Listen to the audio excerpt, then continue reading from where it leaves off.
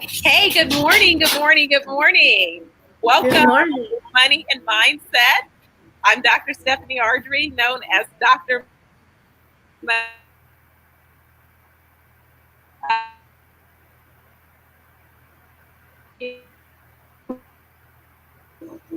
But today we have a beautiful special guest, Melanie Perry, who is a registered CFP and the CEO of Zillionaire Enterprises.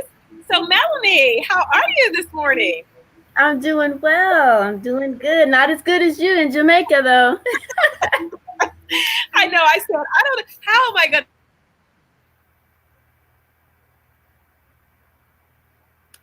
Oh, it looks like there's a signal issue. You're frozen. here and there? Okay, so we're in Jamaica, and that's sort of how it is in Jamaica. So we just roll with it. So, yeah, Got it's it. either I'm in, it rolls, and we just keep it pushing. Okay. So, yeah, so I'm back at Pelican Lookout. For those who I mentioned earlier this week, it has really become my favorite spot. Once you come and experience, you'll know. I was actually being teased this morning because I said, well, yeah, once I get home, I'll be like, we need to take a road trip. And they're like, no, going to Jamaica does not qualify as road trip. That's actually a longer trip than a road trip. You know, road trip is you get in your car and you drive to the next state. so, so they're already like, okay, we lost her on this one. What happened? I don't know if you had a chance to listen to the show and kind of know how this emerged from Thyonne and I, or if I have to kind of take you back a little bit. We spent the last 2 months in Jamaica. And while here, we kind of realized either one or two things was going to happen. It's either we were going to be in love forever or we probably wouldn't talk anymore. So, thankfully, we're in love forever. So we just had a blast, a blast, a blast. We've already planned some more trips. So some more exploring the world and working together. So anyway, so the idea of money and mindset was just really a lot of what we were talking about. And then just even how we experienced Jamaica, because we ended up relying a lot on our gut. And Dr. Thyonne talked about, you know, the three H's, how your head, how your heart, and how your gut is that hunger, and how they all, you know, connect to help you realize and experience things. And so from there, we just sort of set a couple of conversations around the topic. And so the idea of having you on today was we were just sharing how people create spending plans as a way to take inventory of the resources that they have available so that they can begin to make plans for whatever it is that we want to, you know, they want to have manifest, or they want to experience, they want to realize, they want to prepare for. And so we thought it would be ideal to have someone who is an expert in that area join us and talk to us. And so with that, Melanie Perry, that's why we wanted you on. Yes, so go ahead, why don't you do the introduction? So I have had the joy, the pleasure of being able to hear you ladies talk about your adventures and all of the wonderful excursions you guys have been on all throughout Jamaica, and to, you know, have you guys talk about the money mindset and be in a space where you're fully experiencing life completely is like the ultimate. So yeah, thank you for having me on. It is definitely an honor. And here's Dr. Thyonne now. Hi. Hey, good morning. How are you? Doing good. Good to see you. And it always good to be seen as well. And we are really excited to have Melanie Perry on, because Miss Melanie knows how to make you put your money into the different buckets, and she's got all sorts of methodologies, a little drip method, and all kinds of ways to help you with your money planning. Yes, indeed. And so I was just about to share one idea to kind of help people, you know, not feel so limited or constrained or feel as if a budget, yes, the B word, is something that is to limit you, but it's actually something to liberate you because there is freedom in the discipline. And when you understand that that's all a budget or a spending plan is supposed to be, then it just makes life a whole lot easier. So I think when you're referring to my drip plan, you're referring to my Plinko method. And the Yes, Plinko, yes. yeah, because I was And trying to get Melanie, I have to tell you, I love how you make everything a bit more fun. So when you start, a lot of times when people think about money and they start thinking about, like you said, budgeting or a spending plan, and they have to start writing things down because that's one of the things Dr. Money and I encourage people to write it down. They get nervous, but you've made it fun. You've made it almost like a game. You're like, okay, we're going to play a game with this. And like you said, instead of limitations, liberating yourself. So tell us about that. Yeah, and it goes back to the whole theme of your discussions in terms of your money mindset. You know, if you think limitation, if you think scarcity, if you think okay, these strategies that are commonly used are not for me or it's limiting, then that's how it's going to be for you. But if you think in the opposite direction, you understand it as a resource, then it works out even better. Which is why I try to use these games and ideas to make it light and make it fun because money is fun. I mean, you guys were in 2 months in Jamaica. I mean, come on. And working and having fun while you were working. I mean, that's the ultimate life, right? So the idea behind this Plinko method, so for those of you who may not know where it's coming from, The Price is Right, right? So The Price is Right has this game called Plinko. And you guess the right price, you earn these Plinko chips, and you go to the Plinko board.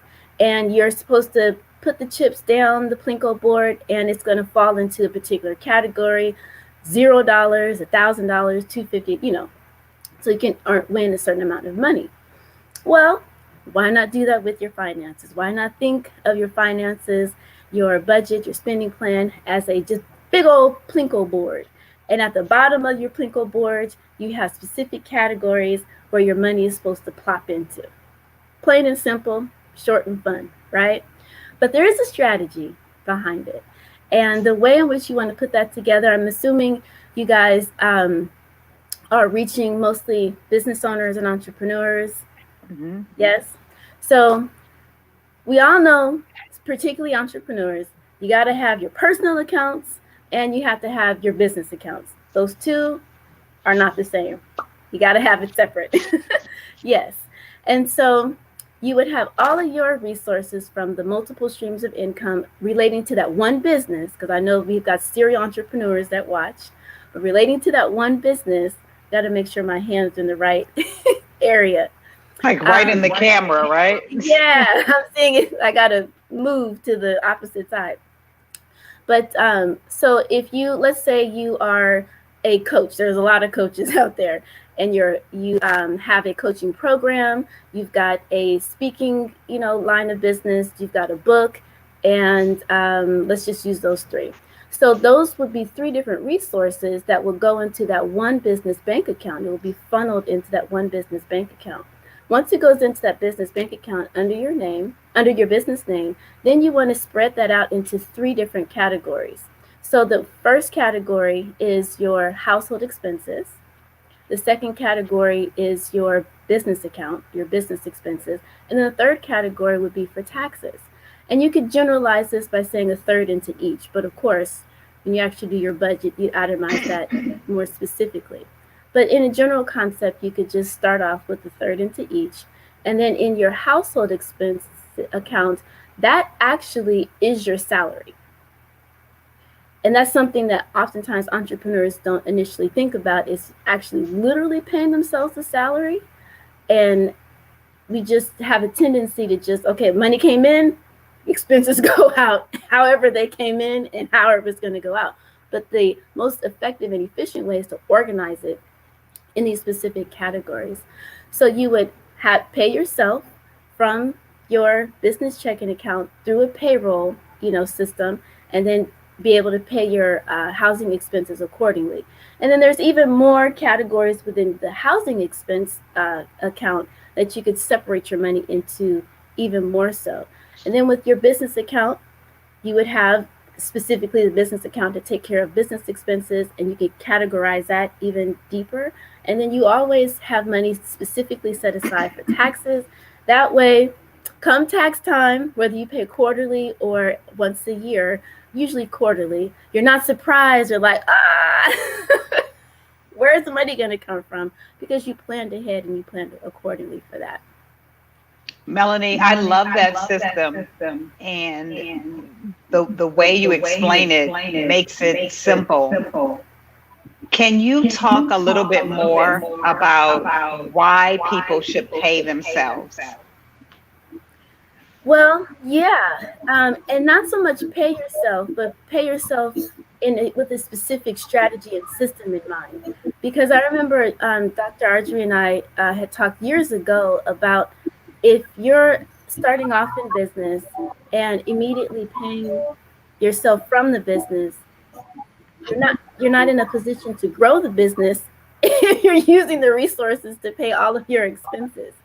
It just isn't going to allow you to expand, and grow.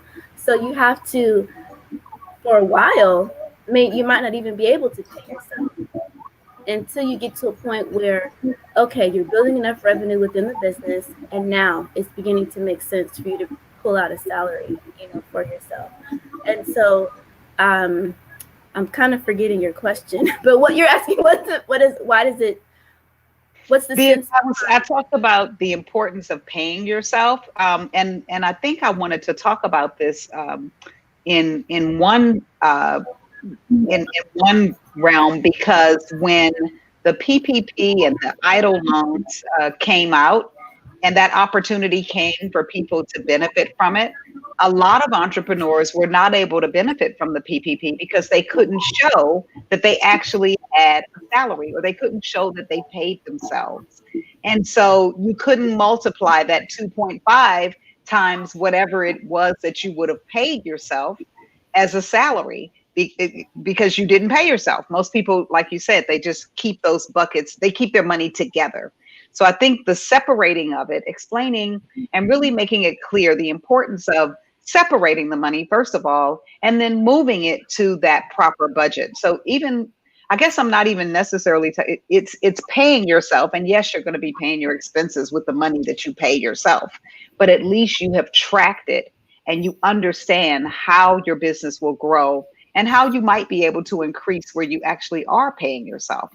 So I think that's what I was talking about, is getting to that, the importance of something like that. And I know you and Dr. Money would know the importance of those type of things. And maybe it's not, I'm not even saying it necessarily has to be a payroll system. Maybe you're paying yourself as an independent contractor and you're getting 1099s. Yeah, I just wanted to add to that it's not just the PPP wasn't just payment. It really is about, in the tax liability, constantly claiming losses, because no matter how the money came in and no matter how it went out, when you go to file your taxes, you're filing, typically if you're self-employed or sole proprietor, you're filing a Schedule C. Or if you have an LLC or single member LLC, then you're being treated like an individual when it comes to tax reporting. So you're filing that information on your Schedule C. So basically, if you get down to the bottom of that Schedule C, where it says basically net profit or net loss, and you have a net loss, you don't have anything that shows that you had made any money. And that was what they used to calculate your PPP. What was the bottom line on your Schedule C? And so the problem is that people think, because sometimes you're working with tax preparer, not when you work with a tax preparer, they prepare the information that you present to them. When you work with a tax planner, you set up a strategy that basically schedules how your money is going to work and how your money is going to get out and make money. And if you're constantly just running to a prepare and just try to reduce my liability. Oh, let's overload my expenses. And you're killing your business ability to grow, because you cannot get capital if you're not making any money. That is so important, Dr. Money, that people, and we learn over the years, we learn from people telling us in business, oh, you want to have a loss so that you don't have to pay taxes. And that's what most people will hear. Oh, you don't want to show that you're making money. You want to put all your money in the business and show a loss so you don't have to pay taxes. Having a tax planner, like you said, versus a preparer can help you mitigate the amount of taxes that you pay. But in essence, we all have to pay some taxes. I mean, even if it's, how much did Donald Trump pay? $700 for the couple of million? I don't know. But anyway. We want that team as long, well, we'll see. Because if he gets clank, then I don't want that team. Yeah, I don't want that team either. But I think that's the importance of it. So Melanie, speaking to that whole idea of the buckets of planning your money in different places. Tell us a little bit more about that and how people can find that as a way of doing their money. Yes. So from a financial planning perspective, let me put that into the conversation. So I talk to people all the time about having a tax planner versus a tax preparer. So thank you for bringing that up. So to hone in on the importance of really having a salary come from your business is, from a financial planning standpoint, sets the clock for you to begin to plan for your own retirement, which adds to your ability to reduce your tax liability even more, plan for your future, and be strategic. But it has to, when you incorporate, because this happened to one of my clients, there was because she had not been paying herself through her business, then she wasn't eligible to contribute to her retirement plan through using a business retirement plan. She can contribute on the personal side, but not through the business, because she hadn't been paying herself through the corporation, through the business. And so thank goodness she was working with a tax planner, and caught that, because I only know but so much about taxes, and that's where the whole team comes into play to really effectively coordinate everything and make things work. So as a result of that experience, I'm like, okay, now that I'm working with more and more entrepreneurs, they need to understand, first of all, not everybody needs a LLC. And then second of all, you have to use these things properly so that you can take advantage and make $750 million, but only pay $750,000 in taxes, right? And properly plan for your own future. So many people think, certain retirement plans are just no good. Well, when you use it strategically, it's one of the best things that you can actually contribute to from a tax perspective and a planning perspective. So for sure, that first layer of categorizing your income is vital by specifically paying yourself through your business. And then I think the second layer is to connect or to hire a payroll service. And nowadays you find one for $20, $30 a month that can automate the income for you. So Melanie, those are great tips. Do you have any other suggestions for how people should choose a financial planner or any other people that help them with managing their money? Yeah, I think the first thing people should do is to interview at least 3 people. We start with, having, most people think I need an accountant, I need a bookkeeper, I need a tax preparer. They think on that level, but the financial planner is a person that's not even on the mindset or the realm of thinking for, unfortunately, too many people. And so what your financial planner does for you is like your general practitioner. They take your financial vitals, they assess where you are, and depending on their area of expertise, because we all have expertise in different areas, just because we hold the title financial planner doesn't mean that we have expertise in all areas. Some have expertise in taxes, some have expertise in retirement and investment planning, some are just primarily focused in insurance. So you just need to know where did their area of expertise lie, and you might end up with a couple, financial advisors. But when it comes to a certified financial planner, that's more of a person that has a general understanding of five main categories. That's estate planning, retirement planning, insurance planning, investment planning, and tax planning. So we have a broad understanding of all of those five main categories with your finances to be able to identify, you need to make sure you have taken care of this tax area. Go talk to your tax advisor for the specific detail in that regard. Or for my case, since I specialize in three areas, investments, insurance, and retirement planning, then I'm the one that can help you make sure that you've properly allocated your resources in those categories and are fully protecting yourself, and identify, you've got some estate planning, issues, connect with an estate planning attorney. So to understand who's the best or how to select your financial team, one, if you're in business, a business advisor or business coach. Secondly, and no in particular order, but secondly, having a financial planner who can be your second co-financial person, because you're the CEO of your finances, and your CFP will be your co-pilot in helping you navigate accordingly. And your tax preparer, estate planning attorney, and any other specialized attorney in the area, in the industry that you're in, are all a part of your team, a mortgage lender. And we all need to work in unison with each other for your benefit on your behalf. So we need to communicate with each other, no ego trip, and make sure that our advice is in alignment with what goals you're trying to accomplish. So hopefully that has.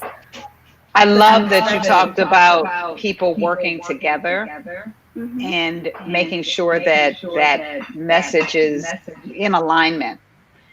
How do you determine, so for example, the difference between a fee-based financial planner and a financial planner who says, I'm a certified financial planner? Because I know there's different types. And some people will say, well, I don't want to pay a fee. I'd rather them take the money out of whatever my investment is, or however it works. How do you determine the difference between those two? Yes, so you have certified financial planners that are either commission-based or fee-based. And some are both, like myself, I'm both. But I'm leaning more towards just doing fee-based because it's just becoming easier that way and more cost efficient for the client and more of a win-win situation. But for individuals who are more like DIYers, they want to do it themselves, then it's actually more cost efficient for you to hire a CFP to do your financial plan. You pay a fee for that financial plan, and you take that plan, scoot, and use it and do what you want. You DIY, you do your own investing and insurance planning and all of that. For others who want a little more hand-holding and want someone to actually work with them through the implementation process, then that's where the commission or fee-based financial advisor comes into play, because we're able to not only give you the plan that gives you the clear roadmap of where you are, where you want to be, and the steps to actually get there. What we also do is help you implement it. And that implementation process, depending on the product, could be a commission-based product like an insurance product, or it could be a fee structured product like certain types of wealth management platforms. So those are good questions to ask. How do you get compensated? A lot of people are like, can I ask, how do you get go ahead and ask clearly, how do you get compensated on, the services that you provide your clients? Because that helps you determine and give you perspective on what the deal is. I mean, it's important to know. All right, Dr. Money. What else do you have any questions there? Well, what I That's absolutely true. Melanie, I kind of have a funny one, and don't worry, you may not have an answer to this, but because of what's happening at home, and folks have kind of noticed like 1 month passed, and then a second month passed, and then suddenly Dr. Thyonne is home. Dr. Money is still kind of in Jamaica. So somebody just kind of DM'd me and said, when are you going to tell us that you just moved? Like, what's the rub? And I was like, y'all just don't even understand how many calculations have been going through my mind, because I'm trying my best to get there. Then I said, talk about your mindset. Somebody invited me to join a group. I did not start the group. It's called Blacksit. Blacksit. Like, yeah, Black expats. I'm in that group. Like, join it. It's a great group. I'm like, yeah. So I'm like, hey, Melanie, like, who should we be talking to quickly deal with, transfer of wealth, or, like, how fast can we get out? Yeah, I think we're still in, I haven't looked at the news this morning, but I think we're still in limbo in terms of who's taking seat or who's remaining in office. And, at the end of the day, I tell people all the time, this gets into spiritual, wealth, spiritual finance. And, when we are in control of ourselves, right. When we understand the wealth from within, and we know that we are in control of the world that we create. Hence, you've been 3-4 months in Jamaica, and being able to continue to work, be in law school, and still manage your business, from afar. That's a clear action step of really understanding the God within you, the wealth within you, and being able to navigate through this world without having to deal or worry about or think of that the shenanigans that are happening, that have happened over the past 4 years, affect you. Right. Because they don't. I tell people all the time, we gonna be all right. We've been through a whole lot worse than this. Right.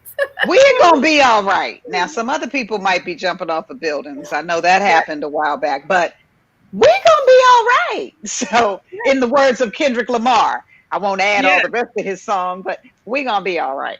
So, Melanie, thank you so much for joining us today. And I love that you wrap that up with that mindset message, because it really is about, where do we shift our minds to?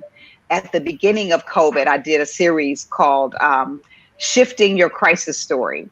And it talked about changing that way of seeing COVID as this thing that was a plague on us, even though we know it is an illness and we take it serious, and changing it to use that acronym differently. It's coronavirus 2019, but we started a whole mantra of coming out victoriously, illuminating ideas daily. That was our mantra.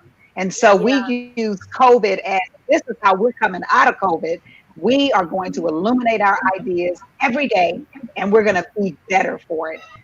And that group, all of them, they launched businesses. Somebody launched a cooking show. Another one launched a dance studio online. I was just so impressed with the group, because I was like, wow, you guys are coming out with more ideas than I even thought you could come up with. But just proclaiming that and being in that positive mindset is absolutely the beginning of it. I also want our audience to know how they can get in touch with you if they do want to start thinking about financial planning.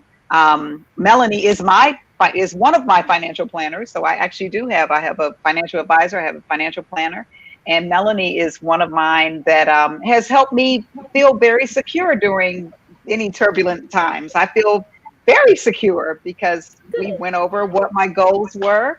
And every time I look at my little portfolio, I'm like, oh my gosh, we did this. Melanie's a genius. Well, I wouldn't give myself that much credit, but thank you. Well, I will, because you are. So, and let me tell a little story about Melanie. The funny part about Melanie is we have a mutual friend, Dean Brown, and we all went to church together. Melanie's younger than Dean and I. And so I went to Dean, who was a CFO at a company and everything. And I'm thinking, I want to know who manages his money, or I want him to manage my money because I know he knows money. And I went to Dean and I said, Dean, can you help me with managing my money? Can you do some financial planning? He said, oh, no, I got to send you to Melanie. Do you remember Melanie? And I said, Melanie who? He said, remember that little girl that used to run around church? I was like, you want me to go to some kid to manage my money? He's like, you need to go to Melanie. That little girl grew up and she's doing her thing. You need to go to Melanie. So I just think it's so funny how time transitions us to different spaces, and we get to watch each other grow and develop. And I'm just so honored to still be in the presence of people that I grew up with spiritually and that I watched grow up spiritually. So Melanie, tell us how we can reach out to you. Well, definitely. And thank you for that. And this little girl that used to run around the church is going to be 44 in 2 days. Wow. See, black don't crack.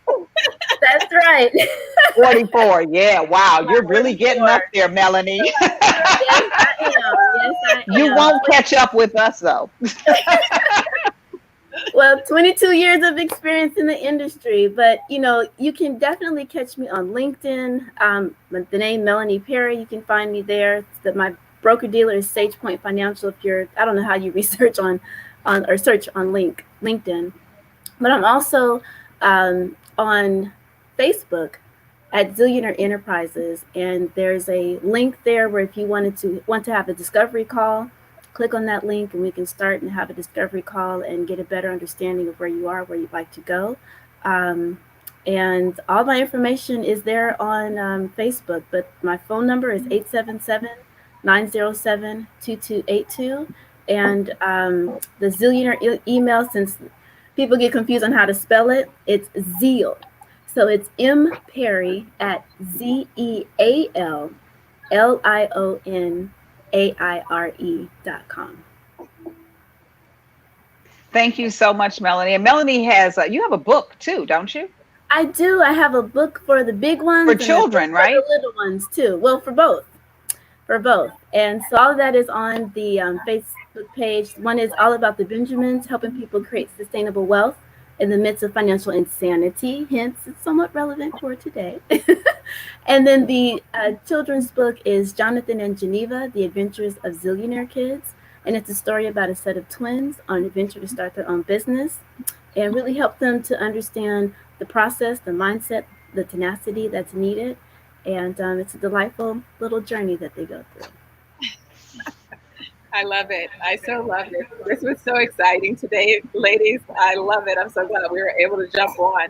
And it totally took us to our Thursday. And what we've been doing for our Fridays, we switch gears and we open up the mic for you to call in or post and ask us any questions. I think you're posting either on your Facebook, submitting questions, or you can email us beforehand so that we have the questions prepared and then are able to respond to them on tomorrow. So that's how we'll punctuate the week. We want to thank our guest, Melanie Perry, for joining us today. Story Genius, it's always great to see you. It was good to see you again. I'm back at, my new now favorite place. So with that, we'd like to thank everyone and be back again tomorrow, same place, same time. Smooches. Thank you. Thank you, Melanie. Thanks so much. You guys have a good one. Be blessed. All right. You too. Bye-bye. Bye-bye.